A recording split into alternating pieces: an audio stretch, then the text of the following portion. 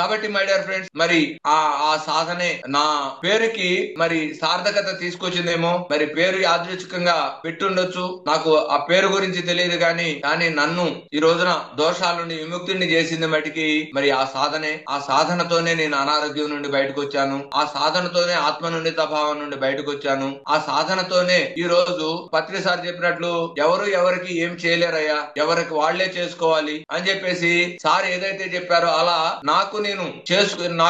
నన్ను నేను పెంపొందించుకోవడానికి, నన్ను నేను ఉద్ధరించుకోవడానికి నాకు ఉపయోగపడిన ఏకైక నాగేంద్రుడు ధ్యానం మాత్రమే. కాబట్టి అందరికీ ధ్యానమే శరణ్యం. ధ్యానంతోనే సర్వ దోషాలు తొలగుతాయి. నేను రాత్రి కూడా చెప్పాను, నాకు ఇక్కడ మన రమణాశ్రమంలోని ఎక్స్పీరియన్స్ మేబీ అది ఒక సత్య మేడం కే నేను ఆ టైంలో షేర్ చేయడం జరిగింది. నేను మొట్టమొదటిసారి అనుకోకుండా సడన్ గా నాకు అరుణాచలం వెళ్ళిపోవాలనుకున్నప్పుడు అరుణాచలం వెళ్ళడము, అక్కడ ఆ రమణాశ్రమంలో నేను ఉండేసి ఆ స్కందాశ్రమంకి వెళ్ళినప్పుడు ఆ స్కందాశ్రమంలో ఆ యొక్క రూమ్ లో సాధన చేసుకుని బయటకు వస్తున్నప్పుడు సడన్ గా నా మీద ఒక పాము పడ్డము. ఆ పాము పడినప్పుడు నాకేమనిపించలేదు, అలా ఉన్నానంతే. అలా ఉన్నప్పుడు అలా పడి అలా మళ్ళా కిందకి వెళ్ళిపోయిన తర్వాత నేను మళ్ళీ అక్కడ నుండి నేను విరూపాక్షి కేవ్కి వెళ్తున్న క్రమంలో నాకు సడన్ గా వెనక నుండి ఒక అతను స్పీడ్ గా వచ్చి నా దగ్గర ఆగి, రమణ మహర్షి సుబ్రహ్మణ్యేశ్వర స్వామి అవతారము, ఆయన ఇష్టమైన వాళ్ళకి ఆ యొక్క పాము రూపంలో దర్శనమిస్తారు అని చెప్పేసి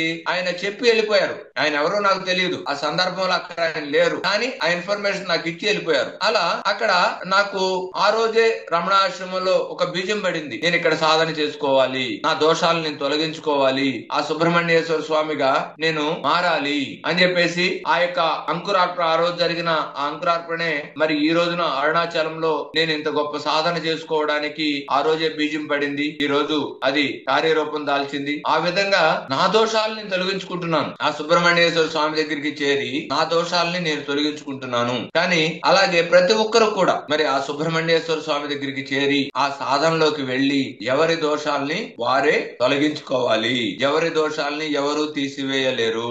ఆ దోషాలని తొలగించుకునే ప్రక్రియే సుబ్రహ్మణ్యేశ్వర స్వామి అవతారము, నాగేంద్ర స్వామి అవతారము. అదే ధ్యానము, అదే ధ్యానానికి ప్రతీక. మనస్ఫూర్తిగా కృతజ్ఞతలు తెలియజేస్తున్నాను. Thank you very much.